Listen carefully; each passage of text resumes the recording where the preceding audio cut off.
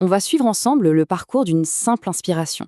Un voyage bien plus complexe et franchement fascinant qu'on pourrait le croire.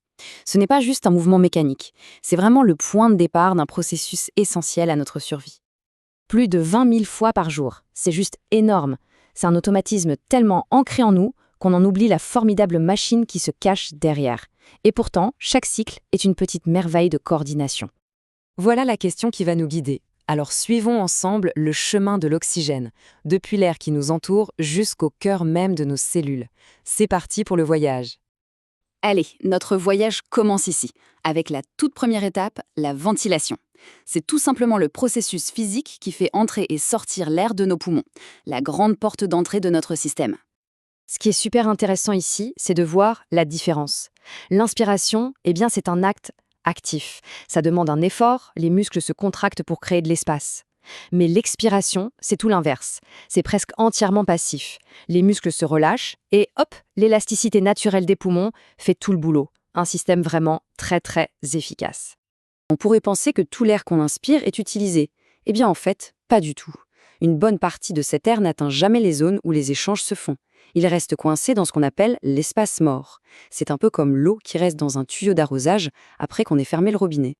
Et ça a une conséquence très concrète. Pour une inspiration normale, disons d'un grand verre d'eau, c'est à peine un tiers de cet air qui va vraiment servir à l'oxygénation. Ça montre bien à quel point il faut renouveler l'air constamment pour que le système soit efficace.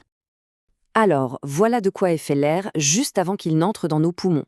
On voit bien que l'oxygène, qui est pourtant vital pour nous, ne représente qu'environ 21% du total.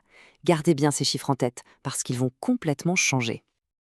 Et voilà, c'est la preuve que quelque chose de fondamental s'est passé. Regardez bien la différence. Le niveau d'oxygène a bien chuté, et en même temps, celui du dioxyde de carbone a grimpé en flèche. C'est clair, un échange a bien eu lieu. Mais comment exactement ? Maintenant, on va zoomer, on passe à l'échelle microscopique, à l'étape qu'on appelle la diffusion. C'est ici, dans des millions de tout petits sacs, les alvéoles, que se passe l'échange crucial entre l'air qu'on respire et notre sang. Le processus est d'une simplicité et d'une efficacité redoutables. L'oxygène passe de l'alvéole, où il y en a beaucoup, vers le sang, où il y en a moins.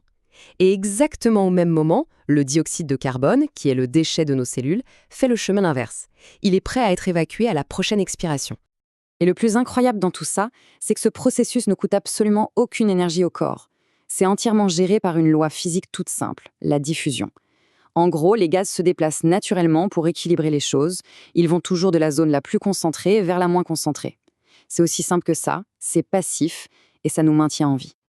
Bon, notre oxygène est maintenant capturé, il est dans le sang. Mais le voyage n'est pas fini, loin de là. Maintenant, il faut le livrer. On attaque la troisième grande étape du parcours, le transport via la circulation sanguine. L'oxygène ne se balade pas tout seul dans le sang. Il a besoin d'un transporteur. On peut vraiment l'imaginer comme un taxi à oxygène. Et ce taxi, c'est l'hémoglobine, une protéine qui se trouve dans nos globules rouges et qui est spécialisée dans la livraison d'oxygène. Et ce chiffre, 97%, ça représente en quelque sorte le taux de remplissage de ces fameux taxis. C'est la fameuse saturation qu'on mesure avec un oxymètre au bout du doigt. Chez une personne en bonne santé, à la sortie des poumons, les taxis sont pleins à environ 97%. On arrive à la destination finale, le but ultime de tout ce voyage, la cellule. C'est ici que l'oxygène va enfin pouvoir faire son travail. C'est ce qu'on appelle la respiration interne. Et devinez quoi? C'est encore et toujours le même principe de diffusion qui s'applique. L'oxygène quitte le sang pour aller dans la cellule, parce qu'il y en a moins à l'intérieur. En échange, la cellule, qui a produit du CO2 comme déchet, s'en débarrasse en le donnant au sang. C'est un échange parfait. Mais finalement, pourquoi toute cette mécanique complexe? La réponse est là, sous nos yeux. L'oxygène, c'est ce qui permet à nos cellules de brûler le sucre pour produire de l'énergie.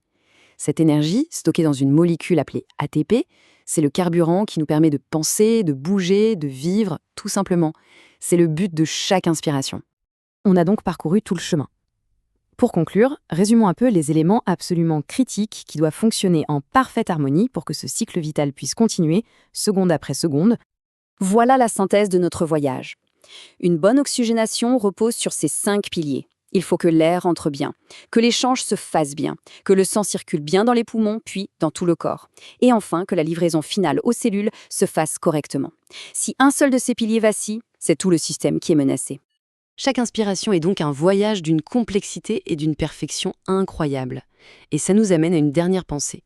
Puisque ce système est si précieux, comment nos choix de vie, de l'exercice à l'air que nous respirons, peuvent influencer l'efficacité de chacune de ces étapes?